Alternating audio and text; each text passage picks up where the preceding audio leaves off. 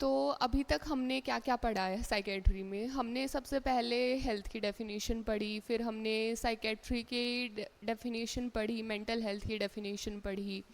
उसके बाद हमने साइकेट्री के कुछ इम्पॉर्टेंट की पॉइंट्स पढ़े। उसके बाद हमने ब्रेन और माइंड में डिफरेंस देखा कि क्या होता है, और उसके बाद हमने माइंड के कंपोनेंट्स किए। माइंड के 8 कंपोनेंट्स होते हैं: thought, consciousness, perception, memory, attention and so on. तो हम थॉट कंप्लीट कर चुके हैं, जिसमें हमने थॉट के डिसऑर्डर भी साथ के साथ किए। थॉट 3 लेवल पे प्रोग्रेस होता है। पहले थॉट बनेगा, फिर वो थॉट आगे प्रोग्रेस होगा, एंड देन उसके बाद हम अपने वैल्यूज़, बिलीव्स को यूज़ करके एक फाइनल कंक्लूजन पे पहुंचते हैं, दैट इज़ कंटेंट लेवल। तो हमने तीनों डिफरेंट डिफरेंट लेवल्स पे उसके डिसऑर्डर पढ़े। Disorder of thought at formation level, autism; disorder of thought at progression level, association of loosening, flight of ideas, clang association, circumstantiality, tangentiality and so on.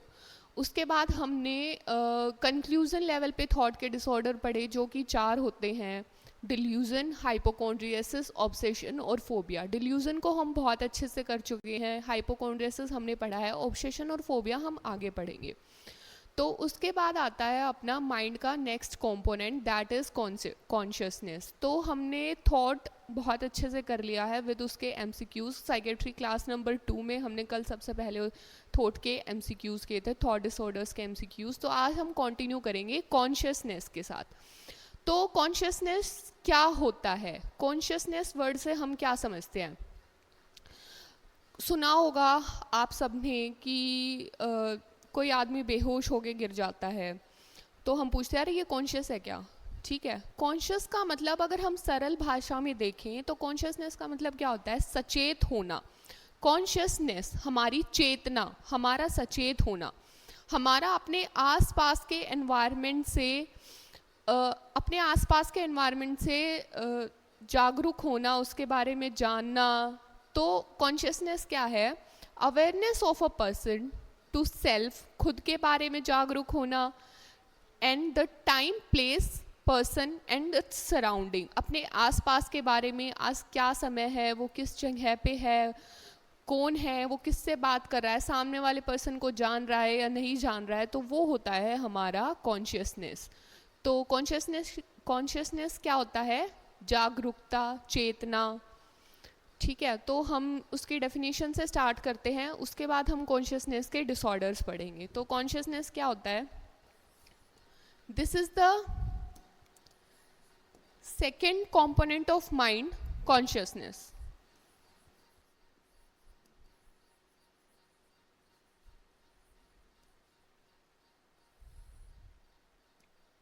Consciousness क्या होता है? Awareness about self, खुद के बारे में जानना। पहले तो मुझे खुद के बारे में पता होना चाहिए।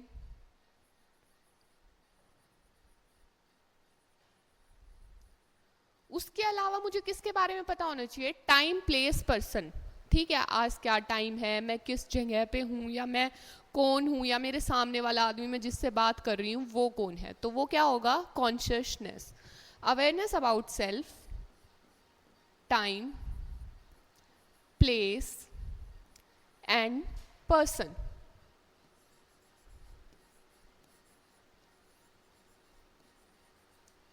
That is consciousness. जब भी कॉन्शियसनेस वर्ड आता है या कॉन्शियस की बात हम करते हैं, तो एक टर्म और निकल के आती है, ऑल्टर्ड लेवल ऑफ कॉन्शियसनेस। ठीक है, बेसिकली ये हम यूज़ करते हैं जब आदमी होश में नहीं होता या बेहोश होता है।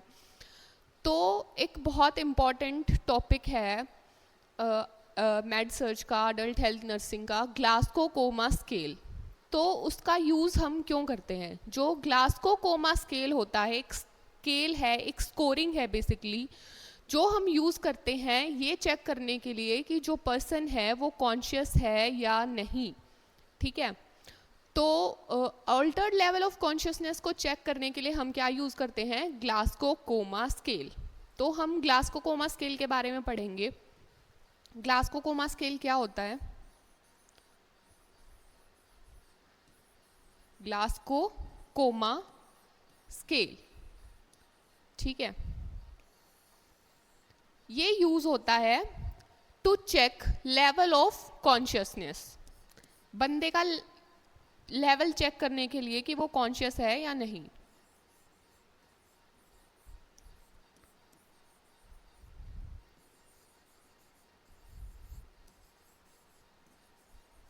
To check the level of consciousness.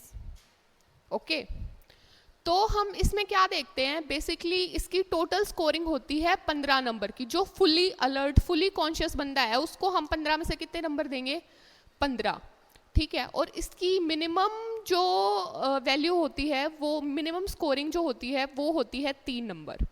तो जो ग्लासगो कोमा स्केल है इसके 3 कंपोनेंट होते हैं। आई, आंखें हम देखेंगे, आई रिस्पॉन्स हम चेक करेंगे, वर्बल रिस्पॉन्स हम चेक करेंगे और मोटर रिस्पॉन्स हम चेक करेंगे। तो ये तीनों क्या है, आई रिस्पॉन्स कि जब हम बंदे को अब बोल रहे हैं, हम उसको कुछ आवाज़ लगा रहे हैं, हम उससे कुछ पूछ रहे हैं, तो उसकी आंखों का क्या रिस्पॉन्स है, तो हम वो देखते हैं। उसके अलावा हम देखते हैं वर्बल रिस्पॉन्स कि जब हम बंदे से, सामने वाले बंदे से कोई क्वेश्चन पूछ रहे हैं, कोई सवाल पूछ रहे हैं, तो वो उसका उत्तर, उसका जवाब कैसे दे रहा है, नहीं दे रहा है, किस सीक्वेंस में दे रहा है, तो हम किस हिसाब से दे रहा है, तो हम उस हिसाब से स्कोरिंग प्रोवाइड करते हैं, स्कोरिंग देते हैं। तो वो सेकंड कंपोनेंट होता है वर्बल रिस्पॉन्स। अब आता है थर्ड होता है मोटर रिस्पॉन्स। मोटर रिस्पॉन्स क्या होता है कि वो कितना एक्टिव है, अपने हाथ पैर हिला रहा है या नहीं हिला रहा है, उसका मोशन कैसा है, एक्टिव है, अलर्ट है या नहीं है, ठीक है। तो दैट इज मोटर रिस्पॉन्स। तो ग्लासगो कोमा स्केल के 3 कंपोनेंट कौन कौन से होते हैं, आई, वर्बल एंड मोटर। आंखों का रिस्पॉन्स, आंखें हिला रहा है, नहीं हिला रहा है, खोल रहा है, नहीं खोल रहा है, आंखें बंद है या क्या है। वर्बल रिस्पॉन्स, बोल रहा है, कैसा बोल रहा है, बोल भी रहा है या नहीं बोल रहा। मोटर रिस्पॉन्स, उसकी एक्टिविटी कैसी है, हाथ पैर हिला रहा है, नहीं हिला रहा है, ठीक है। तो इसके 3 कंपोनेंट होते हैं। ईवीएम से याद रखना, इलेक्ट्रॉनिक वोटिंग मशीन होती है, तो उससे याद रखना कि ग्लासगो कोमा स्केल के 3 कंपोनेंट होते हैं, EVM, ठीक है। अब हम जब इसकी स्कोरिंग की बात करेंगे तो किस में कितना स्कोर करते हैं, ठीक है। हर एक में EVM, E को मिलते हैं 4 पॉइंट्स, V को मिलते हैं 5 और M को मिलते हैं 6। तो सीक्वेंस में याद रखना, आई, वर्बल, मोटर, 4, 5, 6।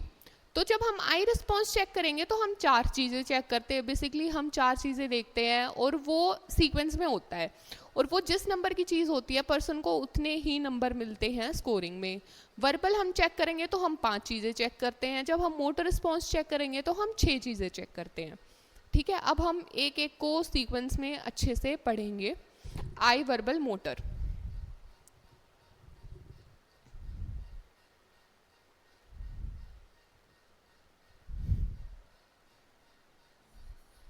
तो सबसे पहले आता है अपना आई, जिसकी स्कोरिंग होती है 4, जिसमें हम 4 नंबर देते हैं। तो 4 नंबर किस आदमी को मिलेंगे, कोई आदमी है आपके सामने, आपने देखा कि वो अपनी आंख नॉर्मली खोल रहा है, आपने उसको कुछ बोला, कोई आदमी आंख बंद करके लेटा था, आपने बोला हाँ भाई, और उसने अपनी आंख खोल ली, मतलब नॉर्मल रिस्पॉन्स, कोई दिक्कत नहीं है। आपने बोला आंख खोल और उसने आंख खोल ली, तो उसको कितने नंबर मिलेंगे, उसको मिलेंगे 4 नंबर, ठीक है। तो सबसे पहला है नॉर्मल रिस्पॉन्स।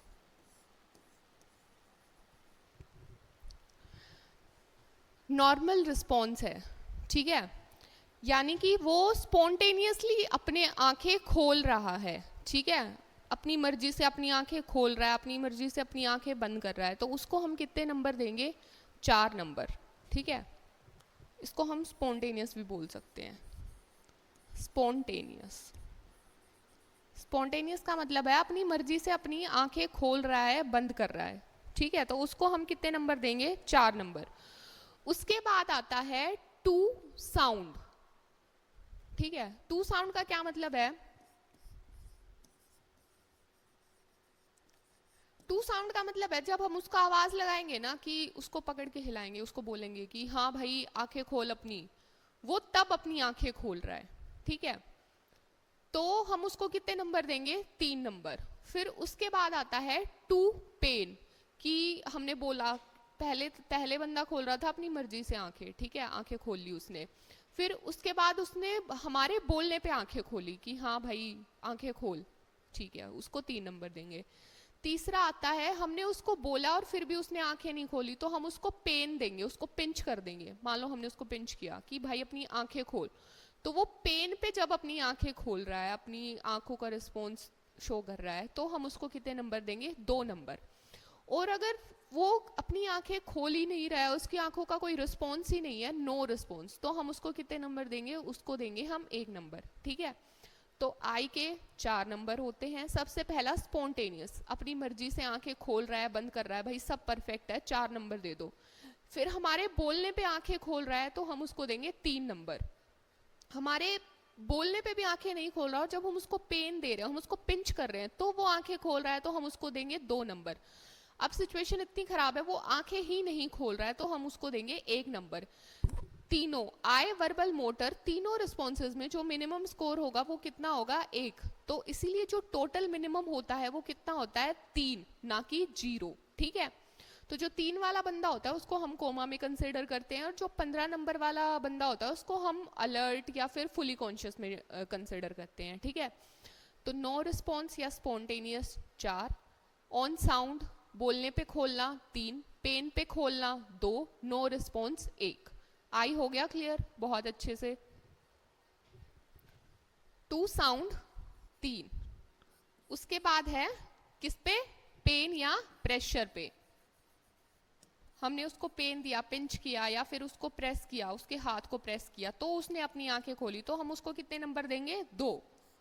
और वो कोई रिस्पॉन्स ही शो नहीं कर रहा है, नो रिस्पॉन्स, तो हम उसको कितने नंबर देंगे? 1, ठीक है। तो ये हो गया अपना आई का क्लियर, ठीक है। अब उसके बाद क्या था? EVM, आई वर्बल मोटर, ठीक है। आई हमने कर लिया, अब हम चलते हैं वर्बल पे। वर्बल के लिए कितने नंबर मिलेंगे उसको? मैक्सिमम 5।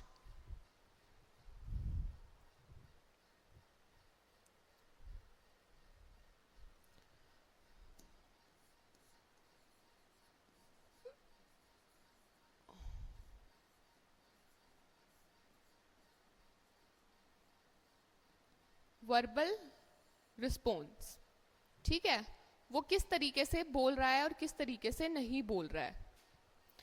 तो सबसे पहला आएगा अपना ओरिएंटेड, ठीक है। ओरिएंटेड का क्या मतलब है कि हम उससे कोई भी क्वेश्चन पूछें कि भाई क्या टाइम हुआ है, आप कहाँ पे हो, आपका क्या नाम है, वो फुली ओरिएंटेड है, वो हमारे सारे क्वेश्चंस के जवाब दे रहा है, वर्बल रिस्पॉन्स दे रहा है, ठीक है, अच्छे से बोल पा रहा है, तो हम उसको कितने नंबर देंगे? मैक्सिमम स्कोर कितना है? 5। तो हम फुली ओरिएंटेड के लिए हम कितने नंबर देंगे? 5 नंबर, ठीक है।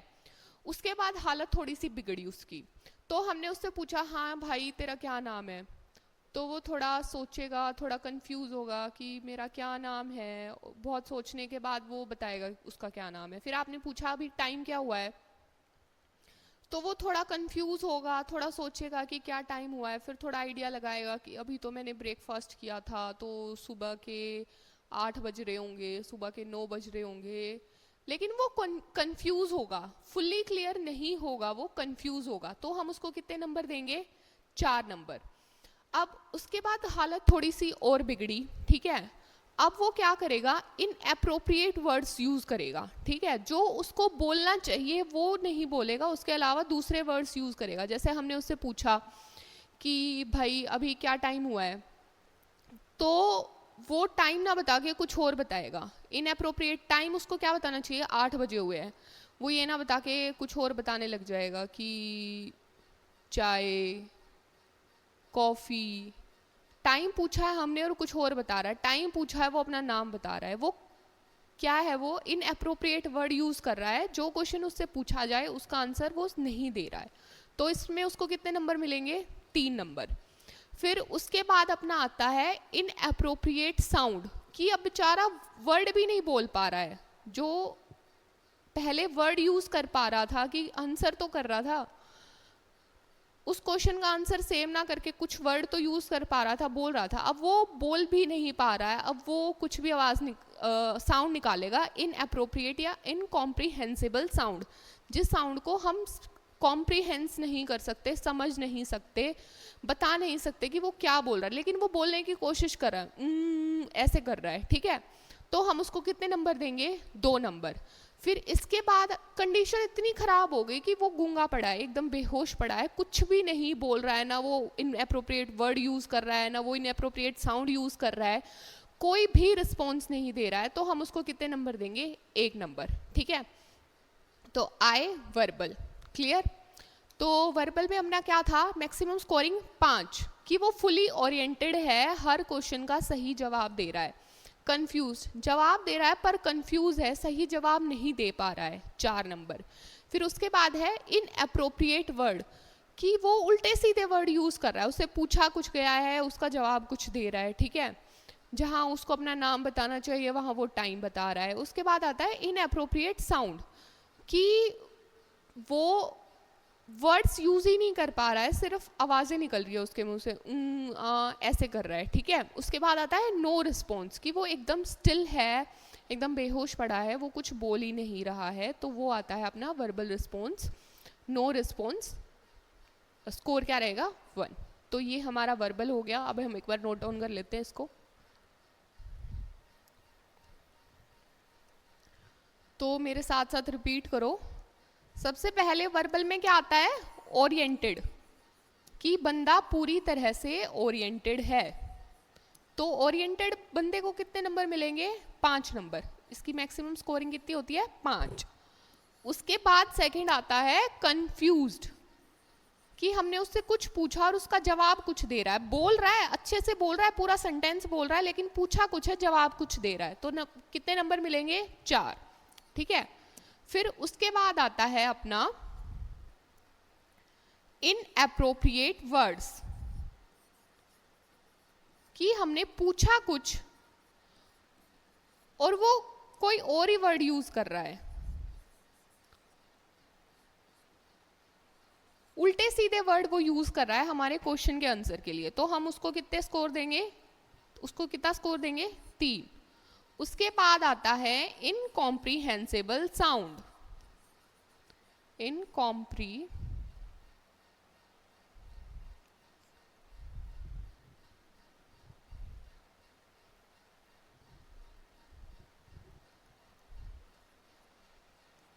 इनकॉम्प्रीहेंसिबल साउंड, यानी कि वो कुछ बोल ही नहीं पा रहा है, वो सिर्फ आऊं कर रहा है, ऐसी आवाजें प्रोड्यूस कर रहा है जो हम नहीं समझ पा रहे हैं। उसके बाद आता है 5th, स्टिल लेटा है, वो कोई रिस्पॉन्स ही नहीं कर रहा है, ना वो हाँ कर रहा है, ना वो ना कर रहा है, ना वो कुछ बोल रहा है, तो हम उसको स्कोर कितना देंगे? 1, ठीक है। तो ये हो गया अपना वर्बल रिस्पॉन्स। ओरिएंटेड, अच्छे से आंसर कर रहा है, 5। कंफ्यूज है, आंसर कर रहा है लेकिन कंफ्यूज है, 4। उल्टे सीधे वर्ड यूज कर रहा है, 3। वर्ड यूज ही नहीं कर पा रहा है, सिर्फ साउंड प्रोड्यूस कर रहा है, तो 2। और कोई रिस्पॉन्स नहीं है, तो 1। इसके बाद आता है अब अपना मोटर रिस्पॉन्स। मोटर रिस्पॉन्स के लिए कितना था? आई 4, वर्बल 5, मोटर 6, ठीक है। तो अब हम मोटर रिस्पॉन्स देखेंगे।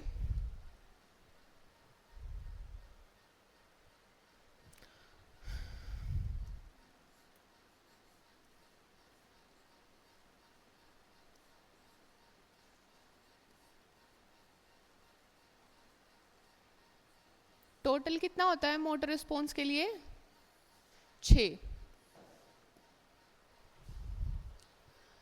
तो सबसे पहले अपना आएगा ओबेज कमांड, कि आपने उसको बोला हाथ ऊपर कर, उसने हाथ ऊपर कर लिया। आपने बोला हाथ नीचे कर, हाथ नीचे कर लिया। आपने बोला कि अपना हाथ हिला, उसने हाथ हिलाया। आप उसको जो करने को बोल रहे हो वो सारी चीजें कर रहा है, तो मतलब वो फिट एंड फाइन है, एकदम सही है। तो हम उसको कितने नंबर देंगे? उसको हम देंगे 6 नंबर, ठीक है। तो सबसे पहले क्या आएगा? ओबेज कमांड, कि हम जो बोल रहे हैं वो सब कर रहा है, तो हम उसको कितने नंबर देंगे? 6 नंबर। फिर उसके बाद आएगा लोकलाइजिंग पेन, ठीक है, कि हम उसको कहीं पे पिंच कर रहे हैं या उसको कहीं पे दर्द हो रहा है, ठीक है, तो वो अपना पेन बता पा रहा है कि मेरे को यहाँ पे दर्द हो रहा है, ठीक है, तो हम उसको कितने नंबर देंगे, हम उसको देंगे 5 नंबर, ठीक है। फिर आता है विड्रोवल फ्रॉम पेन, विड्रो, कि मान लो तुम उसको पिंच कर रहे हो, वो ये नहीं बता पा रहा कि उसको कहाँ दर्द हो रहा है, लेकिन वो वहां से अपना पैर हटाएगा, अपने आप को विड्रॉ करेगा, दूर करेगा उस दर्द से, ठीक है, तो हम उसको कितने नंबर देंगे, 4 नंबर। फिर उसके बाद आता है अब नॉर्मल फ्लेक्शन। अब नॉर्मल फ्लेक्शन के लिए हम एक वर्ड यूज करते हैं डीकॉर्टिकेट, कि उसको उसने अब नॉर्मल फ्लेक्शन, फ्लेक्शन क्या होता है, away from the mid line of the body, ठीक है, वो बॉडी से दूर जा रहा है, बॉडी के मिड लाइन से दूर जा रहा है, तो उस पोस्चर को हम क्या बोलते हैं, फ्लेक्शन, ठीक है। तो अब नॉर्मल फ्लेक्शन डीकॉर्टिकेट पोस्चर, ठीक है, उसने अपने हाथ पैर फैला लिए हैं, ठीक है, सॉरी फ्लेक्शन में अब पास लेके आता है, एक्सटेंशन में दूर लेके जाता है। तो अब नॉर्मल फ्लेक्शन, उसको हम कितने नंबर देंगे, 3 नंबर। उसके बाद आता है अब नॉर्मल एक्सटेंशन, कि उसने अपने हाथ पैर फैला लिए। फ्लेक्शन होता है पास लाना टुवर्ड्स द मिड लाइन, और एक्सटेंशन होता है दूर लेके जाना, ठीक है, मैंने उल्टा बोल दिया था पहले, करेक्ट कर लेना उसको। तो डीसेरिब्रेट, डीसेरिब्रेट हम किसके लिए यूज करते हैं, अब नॉर्मल एक्सटेंशन के लिए, और अब नॉर्मल फ्लेक्शन के लिए हम क्या यूज करते हैं, डीकॉर्टिकेट पोस्चर, ठीक है। तो उसके बाद आता है अपना कोई रिस्पॉन्स नहीं है, नो रिस्पॉन्स, एकदम स्टिल है, कोई मूवमेंट नहीं है बॉडी में, तो हम उसको कितने नंबर देंगे, 1 नंबर देंगे, ठीक है। तो एक बार दोबारा देखते हैं मोटर रिस्पॉन्स। सबसे पहले आता है 6 नंबर, किसको देंगे 6 नंबर, जो सारी कमांड ओबे करा। आपने बोला हाथ ऊपर करो, उसने हाथ ऊपर किया, आपने बोला हाथ नीचे करो, उसने हाथ नीचे किया, आपने बोला वेव करो, उसने वेव किया, तो सारी बातें मान रहा है, तो हम उसको कितने नंबर देंगे, 6 नंबर। फिर आता है अगला लोकलाइज पेन, कि वो उसकी बॉडी में कहीं दर्द हो रहा है, तो वो बता पा रहा है कि मेरे को यहाँ दर्द हो रहा है, आपने उसको पिंच किया हाथ पे, तो वो बता पाएगा कि मेरे को यहाँ दर्द हुआ है, ठीक है, वो वहाँ अपना हाथ लेके जाएगा आपके हाथ को हटाने के लिए, या वहाँ तक अपना हाथ लेके जाएगा, वो लोकलाइज करेगा पेन को, तो उसको हम कितने नंबर देंगे, 5 नंबर। उसके बाद क्या आता है विड्रॉ फ्रॉम पेन, कि आपने उसको पिंच किया, वो अपना हाथ वहाँ नहीं लेके जा पाएगा, लेकिन अपने उस हाथ को हटाएगा, दूर करने की कोशिश करेगा, तो हम उसको कितने नंबर देंगे, 4 नंबर। उसके बाद आता है अपना obeys command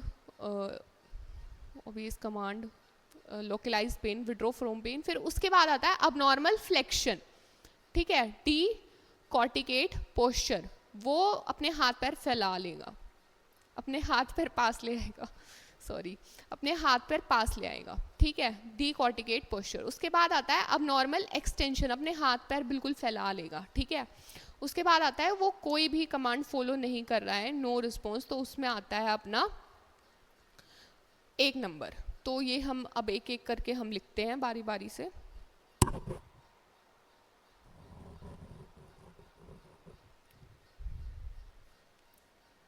motor response, OBCs command, हमारी सारी बात वो मान रहा है, तो हम उसको कितना नंबर देंगे, 6 नंबर। दूसरा लोकलाइज पेन, वो किसी पेन को लोकलाइज कर पा रहा है, तो हम उसको कितने नंबर देंगे, 5 नंबर। तीसरा आता है विड्रॉ पेन, वो किसी पेन से खुद को विड्रॉ कर रहा है, उसको पेन हो रहा है, तो उसको दूर खींच रहा है अपने हाथ पे, जब हम उसको पिंच कर रहे हैं तो हाथ को पीछे खींच रहा है, तो that is withdrawal from pain, उसको हम कितने नंबर देंगे, 4। उसके बाद फोर्थ आता है अब नॉर्मल फ्लेक्शन, ये नॉर्मल मैं ऐसे लिखती हूँ एन और उसके अराउंड सर्कल, ठीक है। अब नॉर्मल तो ए बी, अब नॉर्मल फ्लेक्शन। अब नॉर्मल फ्लेक्शन के लिए हम एक वर्ड यूज करते हैं डीकॉर्टिकेट पोस्चर, ठीक है। इसको याद करने का तरीका बताऊंगी कैसे याद रख लेना, डीकॉर्टिकेट और डीसेरिब्रेट। इसमें हम उसको कितने नंबर देंगे, इसमें मिलेंगे उसको 3 नंबर। उसके बाद आता है अपना अब नॉर्मल फ्लेक्शन, ओ सॉरी अब नॉर्मल एक्सटेंशन,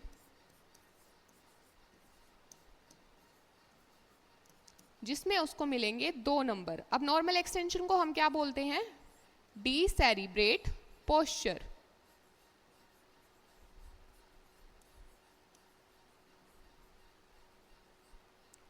उसके बाद आता है अपना नो रिस्पॉन्स, जिसमें उसको मिलेगा 1 नंबर। अब ऐसे याद कर लेना, एक्सटेंशन में ई आता है और डी सेरिब्रेट, सेरिब्रेट में भी ई आ रहा है, ई, और यहाँ पे ओ आ रहा है, ठीक है। तो ई को ई से रिलेट करके याद रख लेना। अब नॉर्मल एक्सटेंशन का मतलब क्या होता है? डी सेरिब्रेट पोस्चर, और अब नॉर्मल फ्लेक्शन का मतलब क्या होता है? डी कॉर्टिकेट पोस्चर, ठीक है। अब हम इसके बेसिस पे पर्सन को ऑब्जर्व करेंगे, उसको नंबर देंगे कि उसका स्कोर कितना है, और उसके बेसिस पे हम 3 कैटेगरीज बनाते हैं और उसमें हम क्लासिफाई करते हैं बंदे को कि बंदा कोमा में है या फुली कॉन्शियस है या क्या है। तो अब हम स्कोरिंग देखते हैं एक बार जीसीएस की कैसे होती है।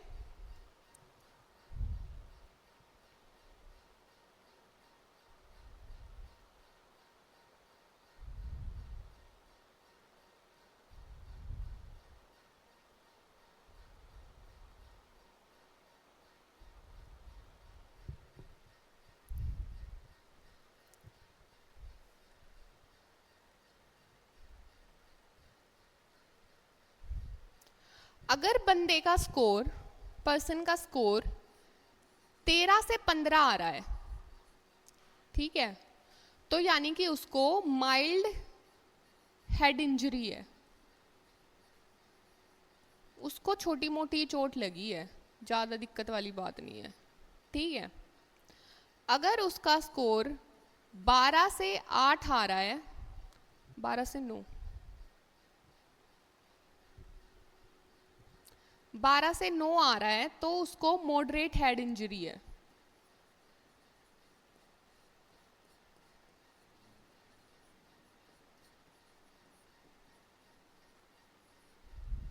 और अगर उसका स्कोर 3 से 8 के बीच में आ रहा है, तो यानी कि उसको सीवियर हेड इंजरी है।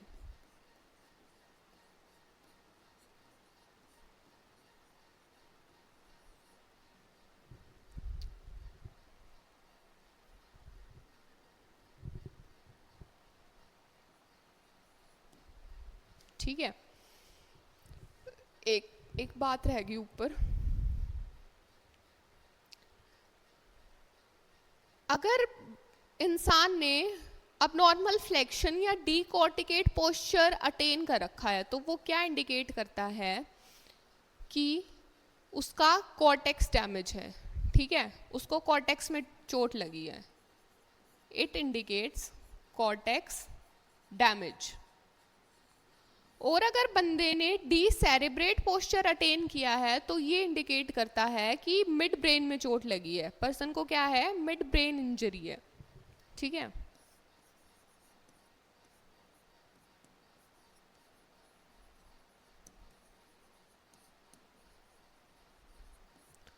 जनरली हम सारा याद रख लेते हैं आई वर्बल मोटर का, क्योंकि सारा ऑलमोस्ट सीक्वेंस में है, ओबे कमांड कर रहा है, लोकलाइज कर रहा है, विड्रॉ कर रहा है, लेकिन हम कंफ्यूज होते हैं अब नॉर्मल फ्लेक्शन और अब नॉर्मल एक्सटेंशन में, डी कॉर्टिकेट और डी सेरेब्रेट पोस्चर में। क्वेश्चन में कभी कभी अब नॉर्मल फ्लेक्शन या अब नॉर्मल एक्सटेंशन वर्ड यूज ना करके वो डी कॉर्टिकेट और डी सेरेब्रेट वर्ड यूज कर लेता है, तो हमें कंफ्यूज नहीं होना है। इसको याद करने का तरीका मैंने बता दिया है। उनके बेसिस पे हम स्कोरिंग करेंगे, स्कोरिंग करने के बाद हम मैच करेंगे कि उसका स्कोर कितना है। 13 से 15 है तो माइल्ड हेड इंजरी है, 12 से 9 है तो मॉडरेट हेड इंजरी है, और 3 से 8 है तो उसको सीवियर हेड इंजरी है। इसके बेसिस पे हम क्लासिफाई करते हैं। तो ये कॉन्शियसनेस चेक करने के लिए यूज़ होता है ग्लासगो कोमा स्केल। तो हमने अभी तक क्या पढ़ा? हमने कॉन्शियसनेस की डेफिनेशन पढ़ी, अवेयरनेस अबाउट सेल्फ, खुद के बारे में जानना, टाइम प्लेस पर्सन के बारे में जानना। अब हम देखेंगे कॉन्शियसनेस के डिसऑर्डर क्या होते हैं, डिसऑर्डर्स ऑफ कॉन्शियसनेस। तो हेडिंग लगा लो डिसऑर्डर्स ऑफ कॉन्शियसनेस।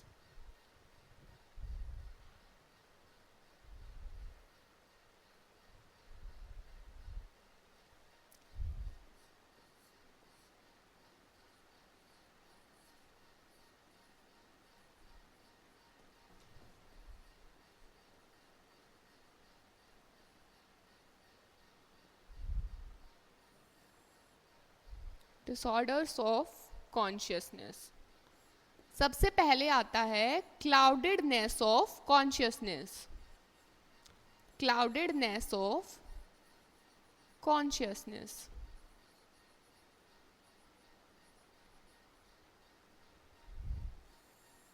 ठीक है, क्लाउडेडनेस ऑफ कॉन्शियसनेस समझने मतलब नाम से ही पता लग रहा है। क्लाउडेडनेस ऑफ कॉन्शियसनेस, कॉन्शियसनेस हमारी चेतना का क्लाउडेड हो जाना। क्लाउडेड यानी कि धुंधला हो जाना। जब आसमान में बादल आते हैं, क्लाउड्स आते हैं, तो सब धुंधला हो जाता है ना, कैसा ग्लूमी सा मौसम हो जाता है। तो क्लाउड से ऐसे ही क्लाउड से रिलेट करके याद रख लेना। कॉन्शियसनेस का मतलब होता है कि धुंधला हो जाना। ठीक है, हम फुली कॉन्शियस नहीं है। ठीक है, थोड़े कम कॉन्शियस हैं। ठीक है, कॉन्शियस हैं लेकिन थोड़े कम अवेयर हैं। तो क्लाउडेडनेस ऑफ कॉन्शियसनेस के लिए हम एक और टर्म यूज करते हैं, दैट इज ब्रेन फोग। क्या यूज करते हैं? Brain fog.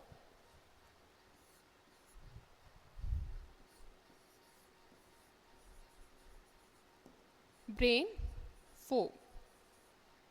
ठीक है, जैसे धुंध पड़ती है, धुंध पड़ती है तो सब धुंधला दिखता है ना। तो ब्रेन फोग नाम से समझ में आ रहा है कि दिमाग में, ब्रेन में धुंध पड़ जाती है, सब धुंधला धुंधला हो जाता है। तो that is cloudedness of consciousness.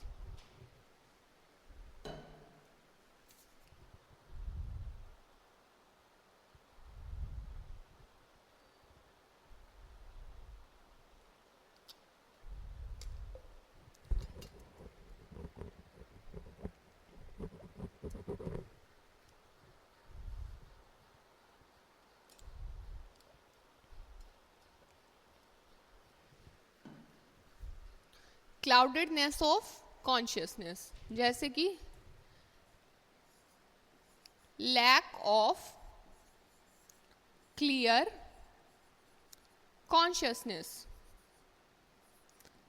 मतलब सचेत है, जागरूक है, लेकिन पूरी तरह से नहीं। ठीक है, उसके बाद अपना नेक्स्ट आता है कोमा। ठीक है, इसमें तो थोड़ा धुंधला पड़ा था सब। अब कोमा में क्या होगा? वो कंप्लीटली अनअवेयर होगा। कोमा वाले पर्सन तुमने देखे हैं कैसे होते हैं? आंख बंद करके लेटे हुए हैं, ना वो कुछ बोल रहे हैं, ना वो कुछ सुन पा रहे हैं, ना वो उनकी कोई मोमेंट है। तो कोमा क्या होता है? Unaware about time, person and place, कि उसको कुछ पता ही नहीं है टाइम, क्या टाइम हुआ है, कौन सी जगह है, वो कौन इंसान उसके सामने है। ठीक है, तो उसके बाद सेकंड आता है अपना कोमा। कोमा क्या होता है? Unaware about time, person and place. ठीक है, वो अपने आप से, अपने सराउंडिंग से, टाइम से, कौन सी जगह है उससे कंप्लीटली अनअवेयर है, उसको पता ही नहीं है। तो उस पर्सन को हम क्या कंसिडर करते हैं? कोमा में कंसिडर करते हैं। ठीक है, उसके बाद अपना नेक्स्ट आता है कोमा वीगल। ठीक है, कोमा वीगल क्या होता है? कोमा वीगल होता है कि अनअवेयर है, कोमा विगल। कोमा में एक और वर्ड ऐड हो गया, विगल। ठीक है,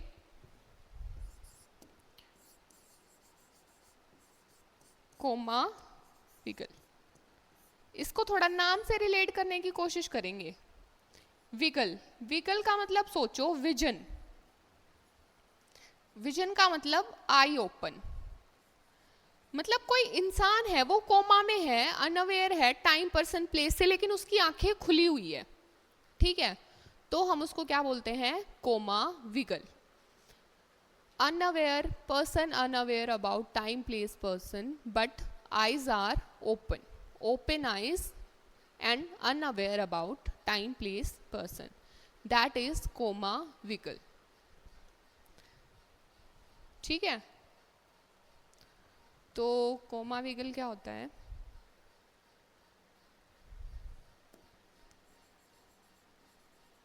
unaware about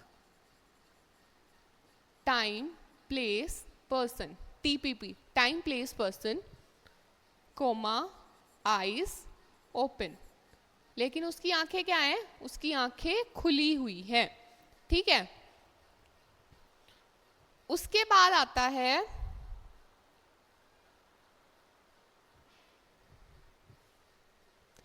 नेक्स्ट है अपना फोर्थ, नेक्स्ट है अपना stupor.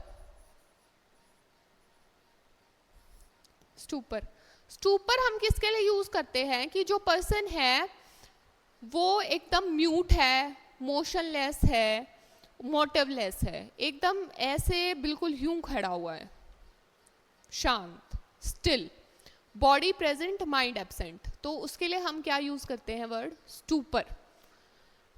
Patient become quite, mute, quite या म्यूट की बात होगी, मोशनलेस, एकदम चुप हो गया है, कोई मोशन नहीं है और ना उसका कोई मोटिव है, तो दैट इज स्टूपर, ठीक है।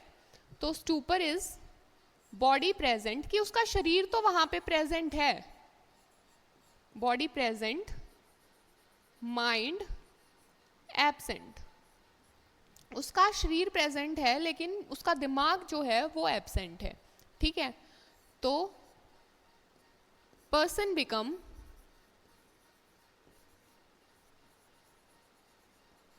म्यूट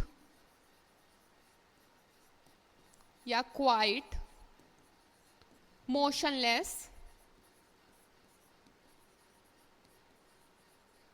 या मोटिवलेस,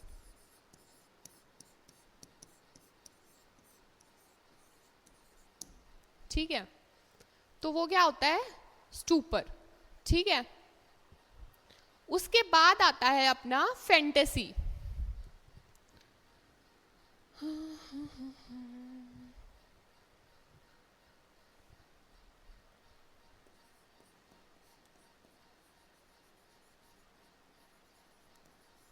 फैंटेसी, फैंटेसी का मतलब होता है डे ड्रीमिंग, दिन में सपने देखना, आंखें खोल के सपने देखना, तो वो अपना क्या होता है? फैंटेसी। फैंटेसी के लिए हम एक और वर्ड यूज करते हैं, दैट इज ड्रीम स्टेट, ठीक है।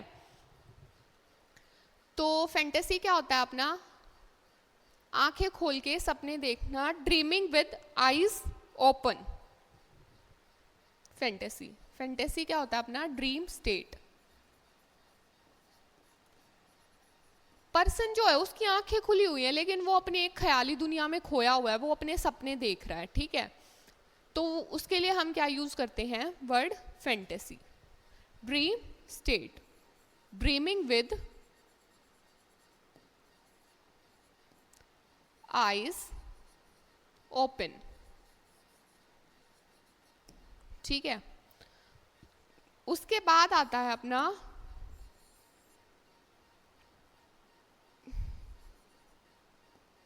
Disruptive chaos.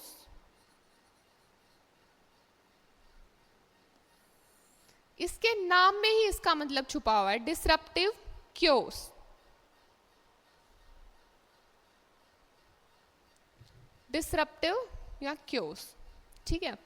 इसके नाम में उसका मतलब छुपा हुआ है डिसरप्टिव, डिस और रप्टिव, इसको हम अगर ब्रेक करेंगे तो इसका मतलब है कि सीवियर टाइप ऑफ अनकॉन्शियसनेस, की इतने सीवियर टाइप के अनकॉन्शियसनेस है कि पर्सन ने खुद से नाता तोड़ लिया है, वो सेल्फ ओरिएंटेड बिल्कुल भी नहीं है। Severe type of disorientation in which person lost complete self orientation, उसको खुद के बारे में कोई होश ही नहीं है, ठीक है। तो severe type of disorientation, severe type of disorientation in which person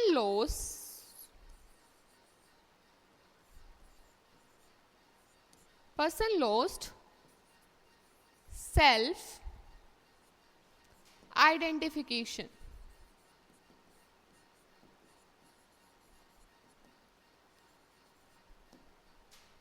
ठीक है। तो डिसरप्टिव क्योस क्या होता है? सीवियर टाइप का डिसोरिएंटेशन जिसमें पर्सन को अपने बारे में ही नहीं पता होता कि वो कौन है, क्या कर रहा है, कहाँ पे है, अपनी खुद की आइडेंटिटी को ही भूल जाता है। तो severe type of disorientation in which person lost self identification. ठीक है, तो ये हमने कॉन्शियसनेस के डिसऑर्डर्स पढ़े। पहला क्या था? पहला था क्लाउडेडनेस ऑफ कॉन्शियसनेस, मतलब कि कॉन्शियस तो है लेकिन पूरी तरह से क्लियरली कॉन्शियस नहीं है। तो lack of clear consciousness is cloudedness of consciousness, जिसको हम ब्रेन फॉग भी बोलते हैं। उसके बाद हमने देखा कंफ्यूजन। कंफ्यूजन क्या होता है? Unaware about time, place and person, कि वो अवेयर नहीं है कि अभी क्या टाइम हुआ है, कौन सी जगह है, कौन इंसान है उसके सामने। उसके बाद आता है अपना क्लाउडेडनेस ऑफ कॉन्शियसनेस, कंफ्यूजन। उसके बाद आता है कोमा, कि जो पेशेंट है वो कंप्लीटली अनकॉन्शियस है और उसकी आंखें भी बंद है। ठीक है, जैसे कोमा के पेशेंट तुमने देखे होंगे। उसके बाद आता है अपना कोमा विगल। विगल नाम से क्लियर हो रहा है, विगल को याद रखो विजन से। Vision is equal two eyes open, कि कोमा में तो है लेकिन उसकी आंखें खुली हुई है। तो कोई पेशेंट तुमने ऐसा देखा है आज तक कि आंखें खोल के लेटा हुआ है, बट ना वो कुछ बोल रहा है, ना वो कुछ सुन पा रहा है, ना उसकी कोई बॉडी मूवमेंट्स है? तो that is coma vigil, unconscious with eyes open. उसके बाद हमने पढ़ा फैंटेसी। फैंटेसी क्या होता है? ड्रीम स्टेट, जिसमें जो पर्सन होता है वो ड्रीम्स लेता है लेकिन उसकी आंखें खुली हुई है, आंखें खुली और अपने सपनों की दुनिया में खोया हुआ है। तो दैट इज फैंटेसी। ओके, उसके बाद हमने पढ़ा एक स्टूपर। स्टूपर क्या होता है? बॉडी प्रेजेंट, माइंड एब्सेंट, कि उसकी बॉडी तो वहाँ पे प्रेजेंट है लेकिन उसका दिमाग कहीं और ही चल रहा है। ठीक है, उसका माइंड वहाँ पे प्रेजेंट नहीं है, माइंड एब्सेंट है। तो पर्सन स्टूपर में क्या होता है? जो पर्सन होगा वो म्यूट हो जाएगा, क्वाइट हो जाएगा, एकदम मोशनलेस हो जाएगा और मोटिवलेस हो जाएगा, ना उसका कोई मोशन होगा ना उसका कोई मोटिव होगा। और सबसे लास्ट हमने पढ़ा डिसरप्टिव क्योस। ठीक है, इसमें क्या होगा? ये सीवियर टाइप की डिसोरिएंटेशन होगी। इसमें बंदा अपनी आइडेंटिटी लॉस कर देगा, उसको खुद के बारे में ही नहीं कुछ पता होगा। जब खुद के बारे में ही नहीं पता होगा तो दूसरों के बारे में, सराउंडिंग के बारे में कैसे पता होगा, है ना? तो that is severe type of disorientation. तो आई होप मैं सिंपल लैंग्वेज में समझा रही हूँ, जितना सिंपल हो सकता है उतना। तो ये था अपना कॉन्शियसनेस के डिसऑर्डर्स। ठीक है, अगर स्टिल किसी को कोई डाउट है तो आप नीचे कमेंट्स में डाउट लिख सकते हो। मैं कमेंट्स पढ़ूंगी, जो भी नेक्स्ट क्लास होगी मैं उसमें आप लोगों के डाउट्स क्लियर कर दूंगी, अगर किसी को कुछ भी समझ नहीं आ रहा है तो। ठीक है, अब हमने कॉन्शियसनेस पढ़ लिया है और कॉन्शियसनेस के सारे डिसऑर्डर्स कर लिए। एक बार देख लेते हैं।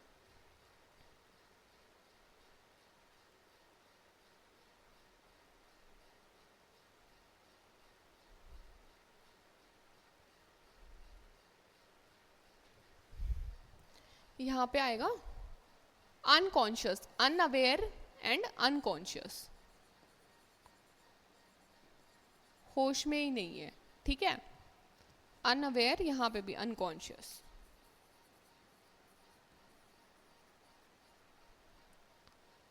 ओके,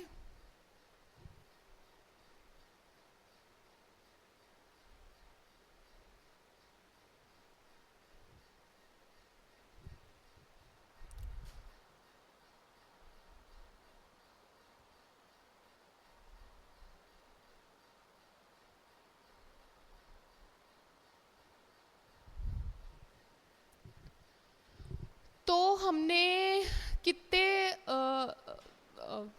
माइंड के कंपोनेंट्स पढ़ लिए हैं? दो। पहला हमने सबसे पहले पढ़ा थॉट, उसके बाद हमने पढ़ा कॉन्शियसनेस। अब हम थर्ड की तरफ मूव ऑन करते हैं, दैट इज मेमोरी। मेमोरी, याददाश्त।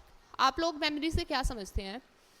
मेमोरी होता है अपनी याद रखने की क्षमता, कि कोई पर्सन है वो कितना याद कर पा रहा है। ठीक है, उसको याद है या नहीं है, वो कोई चीज़ें अपने माइंड में सोच पा रहा है या नहीं सोच पा रहा है। तो that is memory. Power of remembering things, that is memory, याद रखने की क्षमता, याददाश्त। ठीक है, तो अब हम ये देखेंगे कि मेमोरी कितने तरीके की होती है। ठीक है, मेमोरी के टाइप्स देखेंगे। तो बेसिकली जो मेमोरी होती है वो 3 तरीके की होती है। ठीक है, सबसे पहली होती है इमीडिएट मेमोरी, कि बिल्कुल अभी की मेमोरी, की कुछ मिनट पहले क्या हुआ है पर्सन से पूछना। अब जैसे मैं आपसे पूछूं कि मैंने इससे पहले क्या पढ़ाया है, फ्यू मिनट्स की 2-3 मिनट्स की बात है, और मैं आपसे उसका क्वेश्चन पूछ लूँ। अब जैसे मैं आपसे पूछ लूँ कि व्हाट इज़ स्टूपर, तो ये मैं क्या देख रही हूँ, आपकी इमीडिएट मेमोरी की जो मैंने अभी पढ़ाया है वो आपको याद है या नहीं है, ठीक है। तो ये होती है इमीडिएट मेमोरी। फिर उसके बाद आती है अपनी second type of memory. Second type of memory कौन सी होती है? अपनी सेकंड टाइप ऑफ मेमोरी होती है रीसेंट मेमोरी, जिसको हम बोलते हैं शॉर्ट टर्म मेमोरी, जो होती है अपनी फ्यू आवर्स से लेके डेज की मेमोरी। अब जैसे मैं आपसे ये पूछ लूँ कि आपने कल रात को क्या खाया था, ठीक है, तो ये होगी अपनी शॉर्ट टर्म मेमोरी, कुछ घंटों से लेके कुछ दिनों की मेमोरी, ठीक है। उसके बाद होती है अपनी long term memory. Long term memory कौन सी होती है? लॉन्ग टर्म मेमोरी होती है अपनी रिमोट मेमोरी। जैसे मैं आपसे ये पूछ लूँ कि अपना देश कब आज़ाद हुआ था, कोई ऐसी मेमोरी जो हिस्टोरिकल है या बहुत लॉन्ग टर्म की है, ठीक है। मैं आपसे पूछ लूँ कि आपका जन्म कौन से साल में हुआ था, तो वो कौन सी मेमोरी है? लॉन्ग टर्म ऑफ मेमोरी, ठीक है। तो हमने अभी तक क्या देखा? मेमोरी की डेफिनेशन। मेमोरी क्या होती है? कोई भी चीज़ याद रख पाने की क्षमता, power of remembering something, that is memory. उसके बाद हमने देखा मेमोरी के कितने टाइप्स होते हैं। मेमोरी के 3 टाइप्स होते हैं। सबसे पहला होता है इमीडिएट मेमोरी, बिल्कुल अभी की मेमोरी, जैसे कुछ मिनट्स की मेमोरी। अब मैं आपसे कुछ भी ऐसी डेफिनेशन या कोई भी क्वेश्चन पूछ लूँ जो मैंने जस्ट 2 मिनट पहले, जस्ट 5 मिनट पहले पढ़ाया है, तो दैट इज अपना इमीडिएट मेमोरी। फिर उसके बाद आता है अपना short term memory. Short term memory क्या होता है? कुछ मिनट से कुछ घंटों की मेमोरी। मैं आपसे पूछूं आपने आज सुबह ब्रेकफास्ट में क्या खाया था, तो that is short term memory, जिसको हम रीसेंट मेमोरी भी बोलते हैं। उसके बाद आता है अपना थर्ड रिमोट मेमोरी या लॉन्ग टर्म मेमोरी। कुछ हिस्टोरिकल इवेंट में आपसे पूछ लूँ। इसके अलावा मेमोरी के 3 अदर टाइप्स और होते हैं, ठीक है। सबसे पहले आता है सिमेंटिक मेमोरी। सिमेंटिक मेमोरी क्या होता है? सिमेंटिक मेमोरी होता है कोई मेमोरी जो हमारे दिमाग में स्टोर है किसी भी फैक्ट या लॉजिक के वजह से। जैसे अब मैं आपसे पूछ लूँ कि आप फलों का राजा क्या है, तो ये एक जीके का क्वेश्चन है, ये एक लॉजिकल चीज़ है जो हम बचपन से पढ़ते आए हैं। तो जो एक फैक्ट एक लॉजिक के रूप में आपके दिमाग में स्टोर है, आपके दिमाग में कैद है, वो कौन सी मेमोरी होती है? वो होती है अपनी सिमेंटिक मेमोरी, ठीक है। उसके बाद आता है next episodic memory. Episodic memory क्या होती है कि कोई एपिसोड हुआ, आपकी ज़िंदगी में कोई घटना हुई, ठीक है, आपकी क्लास में किसी से लड़ाई हो गई, तो वो लड़ाई आपको लाइफ टाइम याद रहेगी, वो आपकी मेमोरी में स्टोर हो गई है, तो वो क्या होती है? अपनी एपिसोडिक मेमोरी, जो किसी एपिसोड की वजह से आपको याद है। इसका दूसरा एग्जांपल देख लो। मान लो तुम्हें वो मैच याद है जब युवराज सिंह ने 6 गेंदों पे 6 छक्के मारे थे, तो वो एक इतना कमाल का एपिसोड, इतना कमाल का मोमेंट है कि वो हमारी मेमोरी में सेव हो गया है। तो वो एक एपिसोड की वजह से जो हमारी मेमोरी में स्टोर हो गया है, दैट इज एपिसोडिक मेमोरी, कि कुछ ऐसा घटा जो हमारी मेमोरी में परमानेंट स्टोर हो गया है, तो जो उसको हम बोलते हैं एपिसोडिक मेमोरी। अब इसके बाद एक थर्ड टाइप ऑफ मेमोरी आता है, that is flash bulb memory. Flash bulb memory क्या होता है? नाम से ही समझ में आ रहा है फ्लैश, कि फ्लैश क्या होता है? कोई भी चीज़ एक सडन फ्लैश होना, एकदम से आंखों के सामने आना, ठीक है। अब मैं आपके सामने एक वर्ड लूँगी, एक वर्ड बोलूँगी और आप उसी से पूरा समझ जाओगे कि मैं क्या बात कर रही हूँ। जैसे मैंने आपको बोल दिया 26/11, 26/11 से कोई भी समझ जाएगा कि ये 26/11 का जो टेरर अटैक हुआ था मुंबई में, उसकी बात हो रही है। तो कोई भी ऐसी मेमोरी जो एक सर्टेन वर्ड, एक टिपिकल वर्ड की वजह से आपकी मेमोरी में सेव है, तो that is flash bulb memory, ठीक है। अब जो हमारे ब्रेन के लोब्स होते हैं, ठीक है, डिफरेंट टाइप्स ऑफ लोब होते हैं, फ्रंटल, पैराइटल, टेम्पोरल, ओसिपिटल। तो जो मेमोरी होती है वो अपने कौन से लोब में स्टोर होती है? वो अपनी होती है टेम्पोरल लोब में स्टोर, ठीक है। अब हमारे ब्रेन का एक पार्ट होता है, ठीक है, हिप्पोकैम्पस। हिप्पोकैम्पस का क्या काम होता है? हिप्पोकैम्पस का काम होता है कि जो भी हमारी शॉर्ट टर्म मेमोरी है ना, उसको लॉन्ग टर्म मेमोरी में कन्वर्ट करना। तो हिप्पोकैम्पस का काम होता है to convert short term memory into long term memory. तो अभी तक हमने क्या पढ़ा, मेमोरी की डेफिनेशन पढ़ी, टाइप्स ऑफ मेमोरी पढ़ा, जिसमें हमने मेमोरी को दो तरीके से क्लासिफाई किया। पहले तो टाइम ड्यूरेशन के बेसिस पे, इमीडिएट, शॉर्ट टर्म और लॉन्ग टर्म। उसके बाद अदर टाइप्स ऑफ मेमोरी जैसे सिमेंटिक मेमोरी, एपिसोडिक मेमोरी और फ्लैशबल्ब मेमोरी। उसके बाद हमने देखा कि मेमोरी कहाँ स्टोर होती है, टेम्पोरल लोब में। और हिप्पोकैम्पस का क्या काम होता है, हिप्पोकैम्पस का काम होता है शॉर्ट टर्म मेमोरी को लॉन्ग टर्म मेमोरी में कन्वर्ट करना। तो ये हमने मेमोरी के बारे में पढ़ा। अब हम एक बार इसको लिख लेते हैं बारी बारी से, ठीक है। तो अब हमने थॉट और कॉन्शियसनेस पढ़ लिया है। Now we are moving towards the third component, that is memory.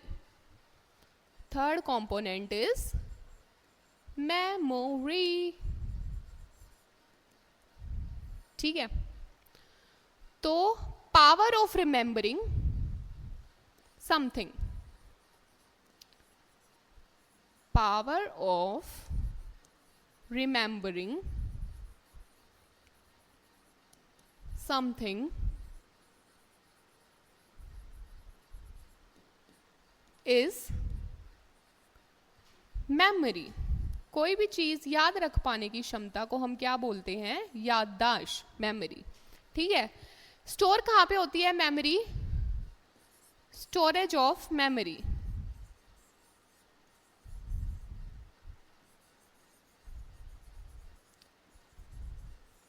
जैसे हमारे फ़ोन में अगर हमने एसडी कार्ड डाला हुआ है तो फ़ोन की मेमोरी कहाँ स्टोर होती है, एसडी कार्ड में सेव होती है, अगर हमने वो ऑप्शन डाला हुआ है। अदरवाइज फ़ोन के इंटरनल स्टोरेज में सेव होती है। तो ऐसे ही जो हमारी ब्रेन की मेमोरी है वो कहाँ स्टोर होती है, टेम्पोरल लोब में। स्टोरेज ऑफ मेमोरी कहाँ होता है, टेम्पोरल लोब। उसके बाद आता है hippocampus.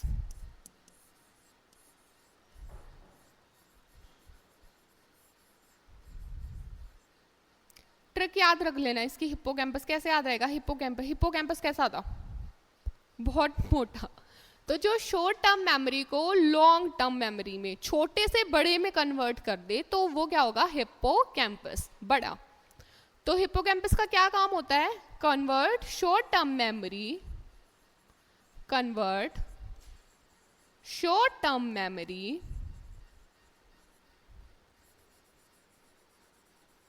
into long term memory।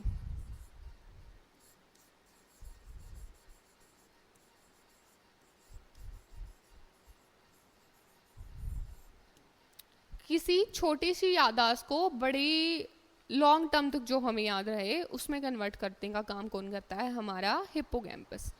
अब उसके बाद हमने नेक्स्ट पढ़ा types of memory. Next is types of memory.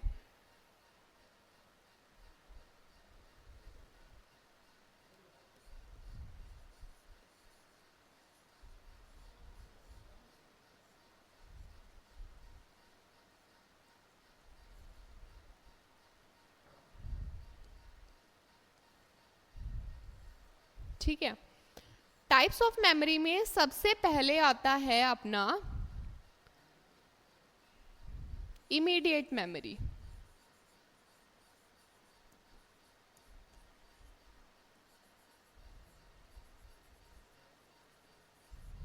ठीक है, इमीडिएट मेमोरी। तो इमीडिएट मेमोरी आप सब बताओ कौन सी होती है, इमीडिएट मेमोरी होती है फ्यू मिनट्स की मेमोरी। कि मैं आपसे ये पूछ रही हूँ, मैंने अभी आपको 5 मिनट पहले क्या पढ़ाया था, ठीक है। तो वो आता है अपना इमीडिएट मेमोरी, मेमोरी ऑफ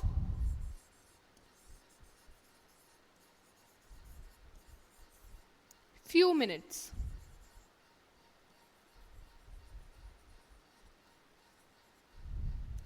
ठीक है, तो इमीडिएट मेमोरी जब हम चेक करते हैं, मतलब साइकेट्री के जब हम आगे डायग्नोस्टिक इवैल्यूएशंस पढ़ेंगे तो हम उसमें पढ़ेंगे एमएससी मेंटल स्टेटस एग्जामिनेशन और एमएमएससी, ठीक है, मिनी मेंटल स्टेटस एग्जामिनेशन। तो हम उसमें कुछ टेस्ट पढ़ेंगे, ठीक है, उनका ही पार्ट है। तो इमीडिएट मेमोरी चेक करने के लिए हम कौन सा टेस्ट यूज़ करते हैं, एक नाम है डिजिट स्पैन टेस्ट या फिर सीरियल सब्सट्रैक्शन टेस्ट। अब मैं जैसे आपको बोलूँ 100 में से 7 घटाओ, फिर जो आंसर आएगा उसमें से 7 घटाओ, फिर जो आंसर आया उसमें से 7 घटाओ, ठीक है। तो वो क्या होता है अपना इमीडिएट मेमोरी। तो इमीडिएट मेमोरी को हम असेस कैसे करते हैं, कैसे असेस करते हैं बताओ। डिजिट स्पैन टेस्ट, इनको हम आगे डिटेल में पढ़ेंगे क्या होते हैं ये। डिजिट स्पैन टेस्ट या सीरियल सब्सट्रैक्शन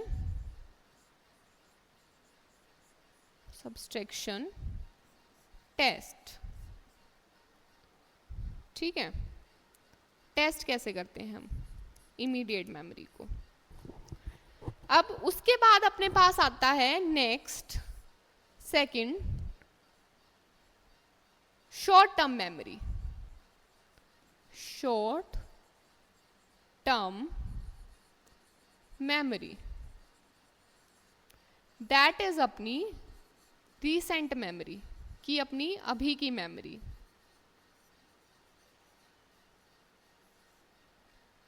ठीक है।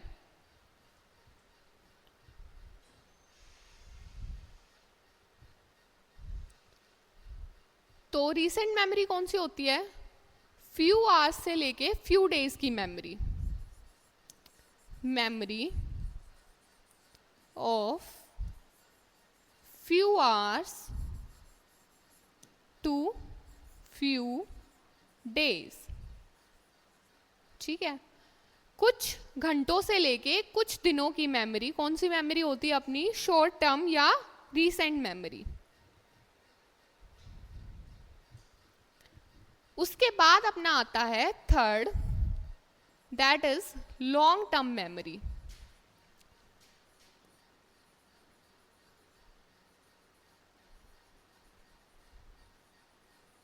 लॉन्ग टर्म मेमोरी जिसको हम बोलते हैं रिमोट मेमोरी,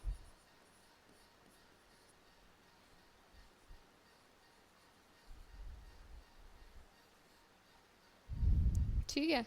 ये कौन सी मेमोरी होती है, मेमोरी ऑफ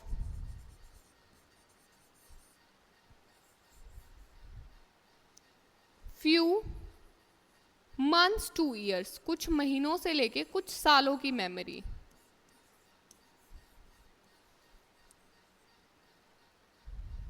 ठीक है। तो ये हमने 3 टाइप्स ऑफ मेमोरी पढ़ा, immediate memory, short term memory and long term memory, recent remote memory, ठीक है। अब इसके बाद हमने some other types of memory पढ़ा।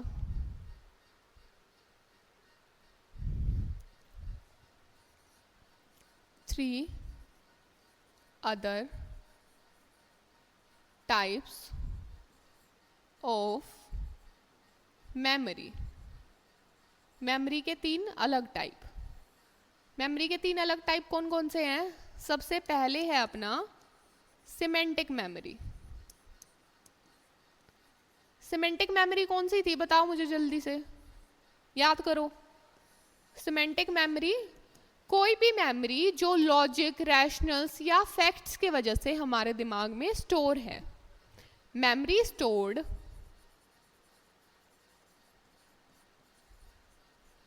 in form of facts, logics and rationals, ठीक है। That is semantic memory।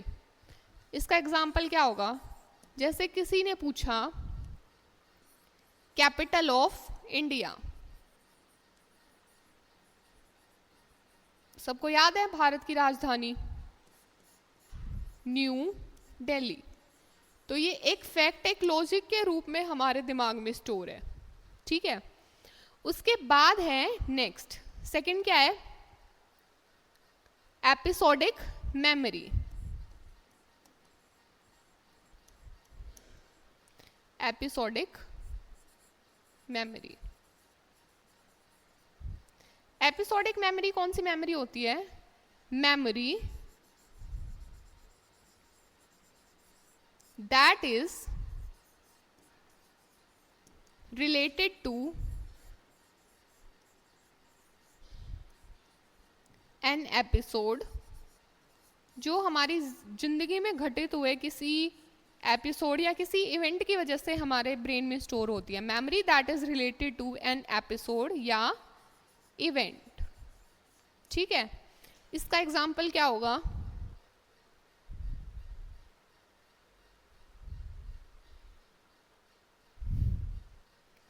Example क्या होगा इसका? एग्जाम्पल होगा a fight happened.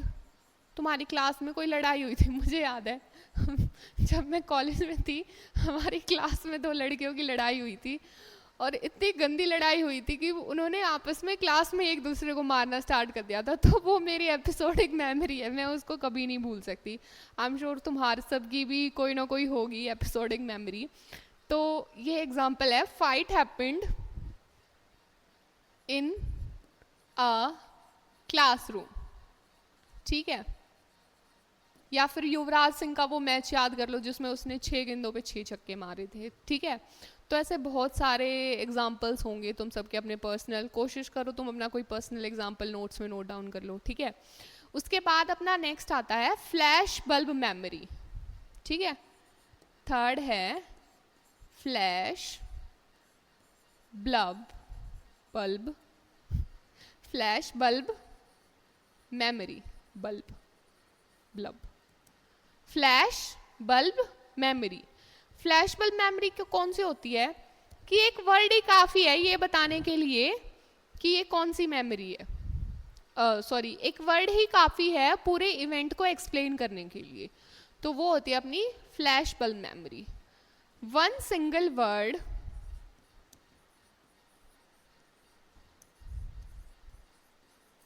Can refresh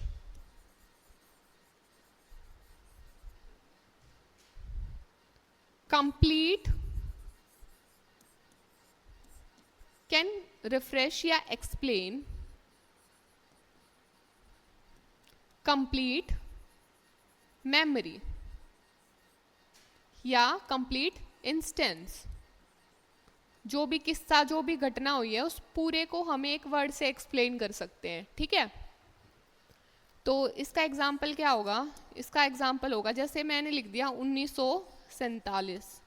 1947 से तुम क्या बता सकते हो? अपना देश आज़ाद हुआ था, भारत पाकिस्तान अलग हुए थे. तो एक वर्ड ही काफ़ी है पूरे इवेंट को एक्सप्लेन करने के लिए.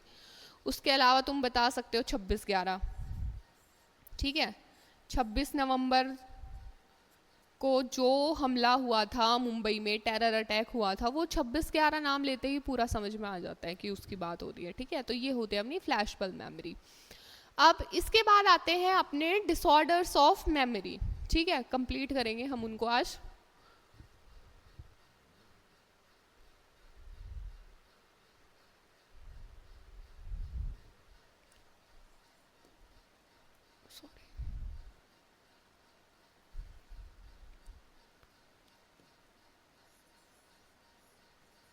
Disorders of memory. ठीक है, तो डिसऑर्डर्स ऑफ मेमोरी में भाई सबसे पहला तो है हाइपर एमनेशिया.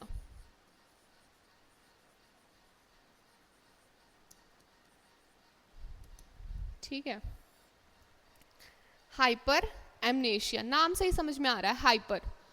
तो क्या समझ आ रहा है हमें हाइपर से? एक बार मैं जितने भी डिसऑर्डर्स है सब एक साथ एक्सप्लेन कर लेती हूँ, फिर हम बारी बारी से एक एक लिख लेंगे. तो सबसे पहला है अपना हाइपर एमनेशिया. तो हाइपर एमनेशिया, हाइपर का मतलब क्या होता है? ज्यादा. ठीक है, तो नाम से ही समझ में आ रहा है. हाइपर एमनेशिया का मतलब है excessive storage of unnecessary memory. की जो आलतू फालतू की बातें है ना, जो याद नहीं भी रखनी चाहिए, वो भी पर्सन याद रखता है. ठीक है, तो उसको हम क्या बोलते हैं? Hyper amnesia. ठीक है, आलतू फालतू की बातें भी याद रखना. उसके बाद आता है एमनेशिया. ठीक है, कि बातें भूल जाना, चीजें याद ना रहना. अब वो 3 तरीके का होता है. ठीक है, सबसे पहला होता है अपना रेट्रोग्रेड एमनेशिया. रेट्रोग्रेड नाम से ही समझ में आ रहा है. रेट्रो मतलब पीछे का. बंदे को चोट लगी, उसकी लाइफ में कोई इंसिडेंस हुआ या उसके साथ कोई घटना घटी जिसकी वजह से जो पीछे का है वो सारा भूल गया, दैट इज रेट्रोग्रेड एमनेशिया। ठीक है, उसके बाद आता है अपना नेक्स्ट आता है अपना थर्ड, सॉरी एमनेशिया का second type, that is anterograde amnesia. Anterograde, antero नाम से ही समझ में आ रहा है, दो वर्ड से मिलके बना है, एंटी और रेट्रो। एंटी मतलब अपना आगे का भूल जाना और रेट्रो मतलब पीछे का भूल जाना। तो इसमें क्या होगा कि जो पर्सन होगा ना वो अपना आगे का पीछे का सब कुछ भूल जाएगा। एंटेरोग्रेड एमनेशिया, ना उसको पुरानी बातें याद रहेंगी ना उसको नई बातें याद रहेंगी, तो दैट इज एंटेरोग्रेड एमनेशिया। उसके बाद आता है सर्कमस्क्रिप्ट एमनेशिया। उसमें क्या होता है कि जो पर्सन है ना वो कोई भी स्पेसिफिक लाइफ इवेंट भूल जाएगा।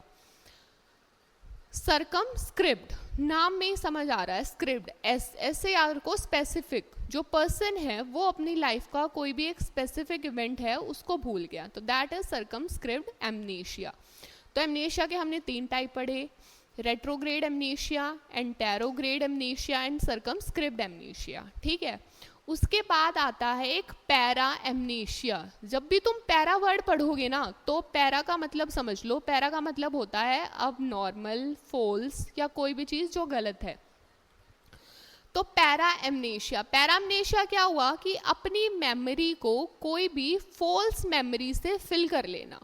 ठीक है, मतलब मेमोरी है उसकी but that is not true, that is not accurate, that is false memory, तो वो होता है अपना पैरा एमनेशिया। ठीक है, तो हमने 3 डिसऑर्डर्स पढ़े मेमोरी के, हाइपर एमनेशिया चीज़ें ज़्यादा याद रखना, एमनेशिया चीज़ें भूल जाना, पैरा एमनेशिया फॉल्स चीज़ें याद रखना। ठीक है, गलत चीज़ें याद रखना, तो दैट इज पैरा एमनेशिया। तो अब हम तीनों को एक एक करके पढ़ते हैं। तो हाइपर एमनेशिया क्या है? Excessive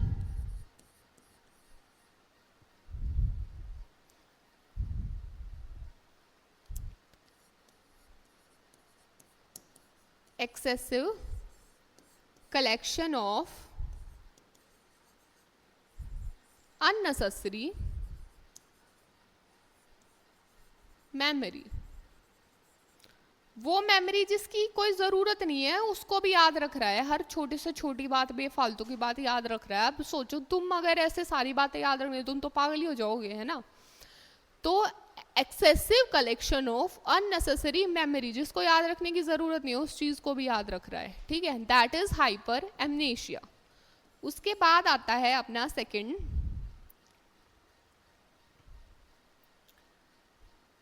amnesia. एमनेशिया का क्या मतलब होता है? चीज़ें भूल जाना।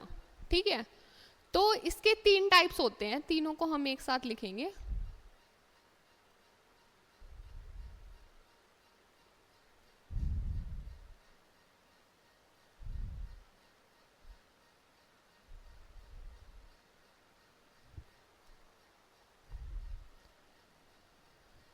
तो 3 टाइप होते हैं इसके। सबसे पहला है रेट्रोग्रेड एमनेशिया।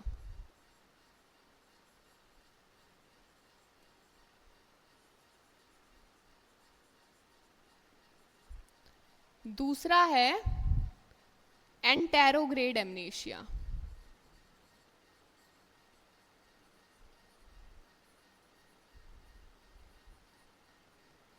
तीसरा है सर्कम स्क्रिप्ट एमनेशिया। ठीक है, तो रेट्रो नाम से ही समझ में आ रहा है, रेट्रो का मतलब होता है जो विंटेज चीजें होते हैं, पुरानी चीजें होती हैं, तो उनको हम बोलते हैं ना रेट्रो। तो रेट्रो का मतलब होता है कोई भी पुरानी बात भूल जाना। ठीक है,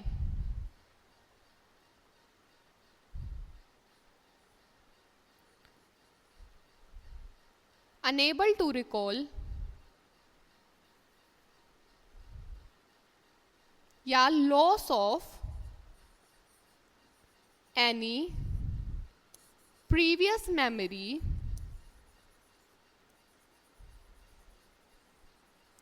due to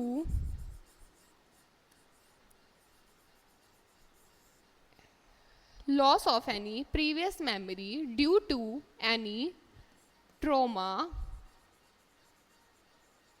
या इंजरी। ट्रोमा या इंजरी हुआ तो उसकी वजह से लॉस ऑफ मेमोरी हो गया पर्सन को, तो that is retrograde amnesia. Loss of any previous memory due to any trauma और इंजरी। एंटेरोग्रेड क्या होगा कि loss of old and new memory, मतलब पुरानी चीजें भी भूलेगा, साथ में आने वाली नई चीजें भी भूलेगा, ठीक है। तो loss of new plus old memory, ठीक है, ड्यू टू एनी ट्रॉमा या इंजरी, ठीक है। तो वो होगा अपना एंटेरोग्रेड एमनेशिया। फिर आता है अपना सर्कमस्क्रिप्ट एमनेशिया। सर्कमस्क्रिप्ट एस, सर्कमस्क्रिप्ट में क्या आ रहा है एस, तो इससे याद रखो स्पेसिफिक। इसमें क्या होगा कि जो पर्सन होगा ना वो कोई अपना जो स्पेसिफिक लाइफ इवेंट होगा वो भूल जाएगा, ठीक है। Loss of any, loss of memory related to any specific life event, specific life event, कि उसकी जिंदगी से रिलेटेड कोई स्पेसिफिक इवेंट है और उसको वो भूल गया, ठीक है। अब रेट्रोग्रेड एमनेशिया, रेट्रोग्रेड एमनेशिया क्या होता है? रेट्रोग्रेड एमनेशिया जो होता है ना वो ECT का मोस्ट कॉमन साइड इफेक्ट होता है। आगे चल के हम पढ़ेंगे साइकेट्री का one of the most important topic ECT, electroconvulsive therapy. तो उसका मोस्ट कॉमन साइड इफेक्ट क्या होता है? Retrograde amnesia. जो बंदा होता है वो थोड़े टाइम के लिए जो पिछली बातें होती हैं उनको भूल जाता है, ठीक है। तो this is the most common side effect of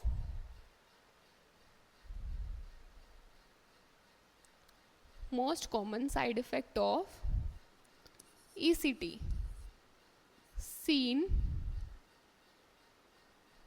due to, seen ऐसे लिखो उसको,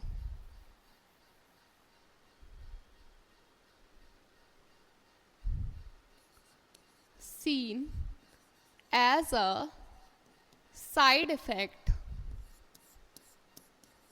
of ECT। ECT की वजह से ये देखने को मिलता है, ठीक है। ये इसका स्पेशल पॉइंट है। जब हम ECT पढ़ेंगे तो मैं तुमसे ये क्वेश्चन पूछूंगी कि ECT का मोस्ट कॉमन साइड इफेक्ट क्या है। तो उसमें क्या है ECT का most common side effect? Retrograde amnesia. अब ऐसे ही क्या होता है सर्कमस्क्रिप्ट एमनेशिया। ये एमनेशिया कब देखने को मिलता है? जब हम आगे डिफेंस मैकेनिज्म पढ़ेंगे आगे, तो उसमें हम पढ़ेंगे रिग्रेशन। जो पर्सन होता है वो कॉन्शियसली या इंटेंशनली अपनी लाइफ का कोई इवेंट भुलाने की कोशिश करता है, ठीक है। तो वो होता है रिग्रेशन। तो रिग्रेशन में हमें क्या देखने को मिलता है? रिग्रेशन में हमें सर्कमस्क्रिप्ट एमनेशिया देखने को मिलता है। तो रिग्रेशन में हमें क्या देखने को मिलता है? सर्कमस्क्रिप्ट एमनेशिया, ठीक है।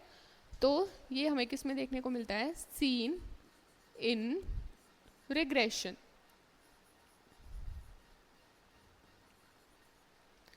अब रेट्रोग्रेड एमनेशिया में क्या होता है? ओल्ड मेमोरी अफेक्टेड, जो पुरानी मेमोरी होती है वो अफेक्ट होती है, और न्यू मेमोरी का रिटेंशन क्या होगा? इंटैक्ट। नई मेमोरी तो अभी भी स्टोर हो ही सकती है, सिर्फ पुरानी तो भूला है वो। Old memory affected, new memory retention intact, ठीक है। अब एंटेरोग्रेड क्या होता है? इसमें old plus new memory, old तो हुई है अफेक्ट, न्यू मेमोरी जो है वो भी अफेक्ट हो गई है, ठीक है। और इसमें क्या होता है? शॉर्ट टर्म मेमोरी लॉस होता है। शॉर्ट टर्म मेमोरी लॉस, जो शॉर्ट टर्म मेमोरी होती है हमारी, अभी हमने मेमोरी के टाइप्स पढ़े थे ना, immediate memory, short term memory, short term memory को हम क्या बोलते हैं, रीसेंट मेमोरी। तो इसमें एंटेरोग्रेड एमनेशिया में हमें क्या देखने को मिलता है, शॉर्ट टर्म मेमोरी लॉस देखने को मिलता है। तो ये हमने पढ़ लिए अपने एमनेशिया के तीनों टाइप्स, ठीक है। उसके बाद हम आगे चलते हैं, that is para amnesia.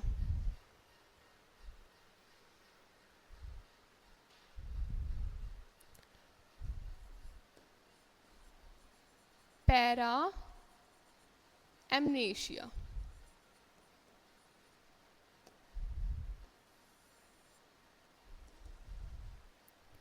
Para amnesia, para का मतलब होता है फॉल्स, ठीक है। जहां भी पैरा वर्ड आ जाए, हम आगे कुछ वर्ड्स पढ़ेंगे सेकेंड में, जैसे पैराफीलिया, ठीक है, ऐसे पैरा एमनेशिया आगे मतलब बताऊंगी पैराफीलिया क्या होता है। पैरा एमनेशिया, पैरा एमनेशिया का मतलब है फॉल्स अब नॉर्मल, ठीक है। तो पैरा एमनेशिया फॉल्स मेमोरी, की जो याददाश्त है वो झूठी है, वो फॉल्स है, ठीक है। तो पैरा एमनेशिया में सबसे पहले आता है अपना कन्फैबुलेशन।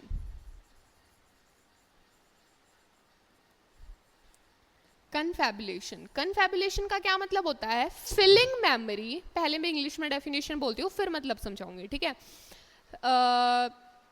पैरा सॉरी कन्फैबुलेशन, कन्फैबुलेशन क्या होगा, filling memory with the false memory gap, filling memory gap with the false memory, कि उसके मेमोरी में गैप है तो वो उसको किसी भी मन गढ़ंत कहानी से फिल कर रहा है। इसका एग्जांपल समझो, जैसे कोई इंसान है, उससे ये पूछा गया कि आपने सुबह नाश्ते में क्या खाया था या आपने किसके साथ नाश्ता किया था, तो उसको याद नहीं है उसने किसके साथ नाश्ता किया था, तो वो कोई भी ऐसे मन गढ़ंत कहानी बताने लग जाएगा। वो बोलेगा सुबह तो भाई मैंने नरेंद्र मोदी के साथ नाश्ता किया था, ठीक है। तो वो क्या कर रहा है, अपनी मेमोरी गैप को किसी फॉल्स मेमोरी के साथ फिल कर रहा है। तो that is confabulation, filling memory gap with the false memory is confabulation, ठीक है। उसके बाद आता है अपना next, that is deja vu, ठीक है, और जमाई सू थर्ड, ठीक है। अब डेजा वू क्या होता है कि हम किसी ऐसी जगह पे जाएंगे जो हमारे लिए अनफेमिलियर होगी, जहां हम कभी पहले नहीं गए हैं, लेकिन वहां जाके हमें यूं लगेगा कि हम तो यहाँ पे पहले आए हैं, ठीक है। तो डेजा वू क्या होता है, familiarity with the unfamiliar spaces या ऑब्जेक्टेड, ऐसे ऑब्जेक्ट या ऐसी जगह जहां हम कभी पहले नहीं गए हैं, जिनको हम नहीं जानते हैं, कहीं वहां जाके हमें ऐसे लगे कि यहाँ तो हम पहले आए हैं, यहाँ हम इसको हम जानते हैं या ये हमारे साथ पहले हो चुका है, तो वो होता है डेजा वू, ठीक है। उसके बाद आता है जमाईसू, जमाईसू क्या होता है, ये होता है डेजा वू का एकदम उल्टा। इसमें हमें क्या होगा, जो फैमिलियर चीज़ें होंगी ना वो हमें अनफैमिलियर लगेंगी, कि जिन चीज़ों को हम जानते हैं ना हम उनको भी भूल जाएंगे, हमें लगेगा नहीं मैं तो उसको जानता ही नहीं। तो ये होता है डेजा वू और जमाईसू, ठीक है। तो अब हम एक एक करके तीनों को जल्दी से लिख लेते हैं। कन्फैबुलेशन, कन्फैबुलेशन क्या होता है, filling memory gaps, filling memory gaps with false memory, कि उसको याद नहीं है और उसको फिल करने के लिए, उस मेमोरी गैप को फिल करने के लिए वो कोई भी मनगढ़ंत बात बता देगा। जैसे इसका एग्जाम्पल ले लो कि डॉक्टर ने पेशेंट से पूछा विद whom,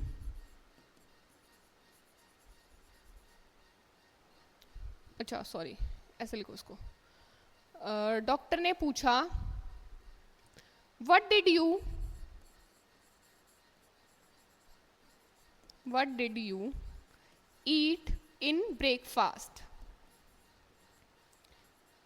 कि पेशेंट से पूछा कि आपने सुबह नाश्ते में क्या खाया। तो पेशेंट इसका रिप्लाई कर रहा है I ate my breakfast with Narendra Modi, आज सुबह मैंने नरेंद्र मोदी के साथ नाश्ता किया। I ate my breakfast with Narendra Modi and we had, हमने क्या खाया? सैंडविचेस। वाओ। ठीक है। उससे पूछा कि क्या खाया नाश्ते में, तो वो उसको याद नहीं क्या खाया, तो वो मनगढ़ंत कहानी बताने लग गया कि भाई मैंने तो आज मैं सुबह गया नरेंद्र मोदी के पास, उसके घर पे, और वहाँ मैंने नाश्ता किया और हमने सैंडविचेस खाए। ठीक है। उसके बाद नेक्स्ट है अपना डेजा वू। डेजा वू और जमाईसू हम साथ में याद रख लेते हैं। सेकंड, इसमें कंफ्यूज ना हो जाओ, इसके लिए मैं एक ट्रिक बताऊंगी। ठीक है। डेजा वू, वी यू, and third is jamais vu. Deja vu क्या होता है? फैमिलियरिटी,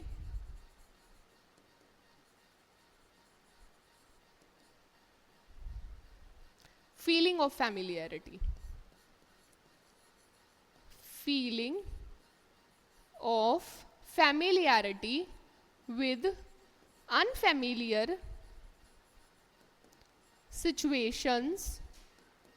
कोई भी अनजान सिचुएशन है या अनजान पर्सन है या कोई भी अनजान जगह है जिसको आपने नाश्तो वास्ते कभी देखा है ना, आप जानते हो, उनको देख के आपको ये लगना कि यार ये तो मेरे साथ कभी हुआ है, यार इस इंसान को मैंने कहीं तो देखा है, यार इसको तो मैं जानता हूं, तो दैट इज अपना डेजा वू। और जमाईसू क्या होता है? इसका एकदम उल्टा, feeling of unfamiliarity, feeling of unfamiliarity with familiar situation, person या place।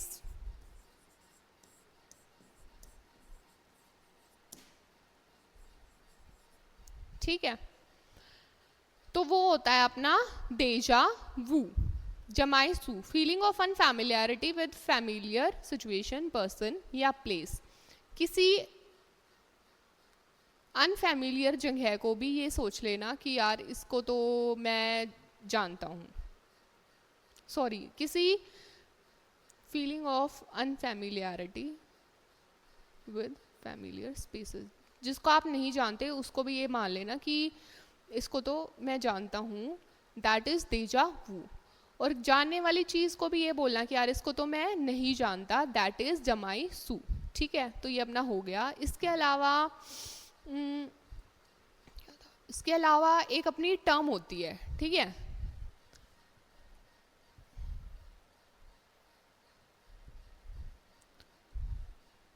लिथोलॉजिका।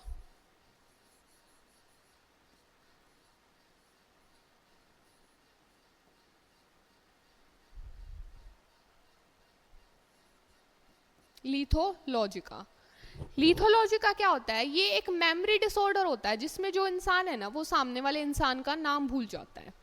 ठीक है। तो इसको थोड़ा अलग से ब्रैकेट में बादल बादलों के बीच में बंद कर लेना। लिथोलॉजिका क्या होता है? A type of memory disorder, a type of memory disorder in which person is unable to recall the name, कि जो पर्सन होगा वो सामने वाले इंसान का या किसी का भी नाम याद नहीं कर पाएगा, दैट इज लिथोलॉजिका। ठीक है। तो आज की क्लास में हमने क्या क्या पढ़ा? आज की क्लास में हमने माइंड के दो नेक्स्ट कंपोनेंट्स क्लियर कर लिए हैं, that is consciousness and memory. कल हम आगे परसेप्शन और अटेंशन पढ़ेंगे, और अगर टाइम हुआ तो उससे आगे भी पढ़ेंगे। तो आज हमने क्या क्या पढ़ा एक बार हम रिव्यू करते हैं जल्दी से, क्विकली। कॉन्शियसनेस, कॉन्शियसनेस का मतलब पढ़ा हमने, क्या होता है consciousness? Awareness about time, place and person. ठीक है। उसके बाद हमने ग्लासगो कोमा स्केल के बारे में पढ़ा, जिसमें हम 3 चीज़ें चेक करते हैं, EVM, जिसको 4, 5, 6 नंबर मिलते हैं साइमल्टेनियसली। उसके बाद हमने पढ़ा डिसऑर्डर्स ऑफ कॉन्शियसनेस, तो जिसमें हमने पढ़ा सबसे पहले cloudedness of consciousness, confusion, coma vigil, stupor, fantasy, disruptive या क्योस। ठीक है, उसके बाद हमने पढ़ा मेमोरी। मेमोरी क्या होता है? हमारे कोई भी चीज़ याद रखने की क्षमता, उसको हम क्या बोलते हैं? मेमोरी। उसके बाद हमने पढ़ा मेमोरी कहाँ स्टोर होती है? टेम्पोरल लोब में स्टोर होती है। एक पार्ट है हमारे ब्रेन का हिप्पोकैम्पस, उसका क्या काम होता है? जो शॉर्ट टर्म मेमोरी होती है उसको लॉन्ग टर्म मेमोरी में कन्वर्ट करना। उसके बाद हमने पढ़ा मेमोरी के कितने टाइप्स होते हैं। मेमोरी के कितने टाइप्स होते हैं? मेमोरी के 3 टाइप्स होते हैं।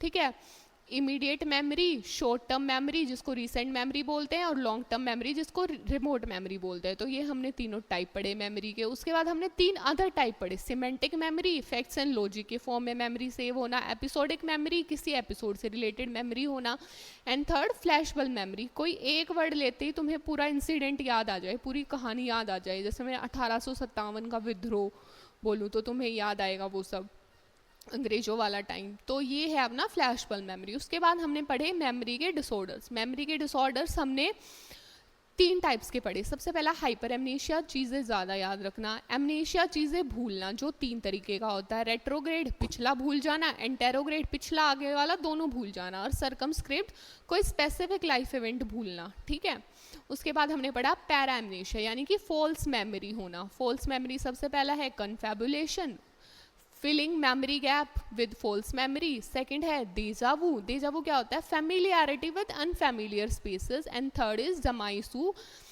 जो है डेजावू का उल्टा। उसमें क्या होता है? Feeling of unfamiliarity with familiar spaces. जो फैमिलियर स्पेसेस है, फैमिलियर पर्सन है, उनको भी देख के लगेगा मैं तो उसको नहीं जानता। ठीक है, इसमें कंफ्यूज ना हो तो मैं एक याद रखने की ट्रिक बताती हूँ, बताना भूल गई। ठीक है, तो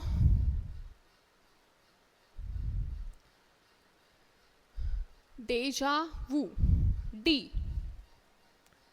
डी से याद रखो तुम देखा देखा।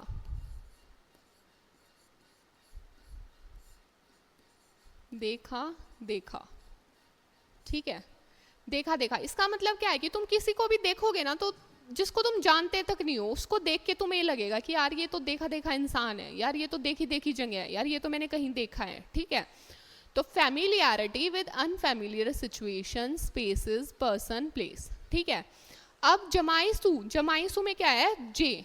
इससे याद रखो जानता नहीं।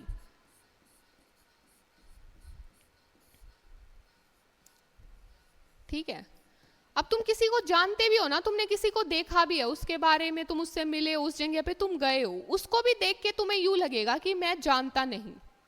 ठीक है, कि मैंने इसको कभी नहीं देखा है, मैं इस जगह पे कभी नहीं गया हूँ, या ये कम्प्लीटली अनफैमिलियर चीज़ है। ठीक है, तो ऐसे इसको याद रखना। And thank you so much. इसके अलावा अगर तुम्हारे कोई भी डाउट्स हो तो तुम कमेंट कर सकते हो। जब मैं कमेंट्स देखूंगी तो मैं तुम्हारे नेक्स्ट क्लास में डाउट्स क्लियर कर दूंगी। Thank you so much.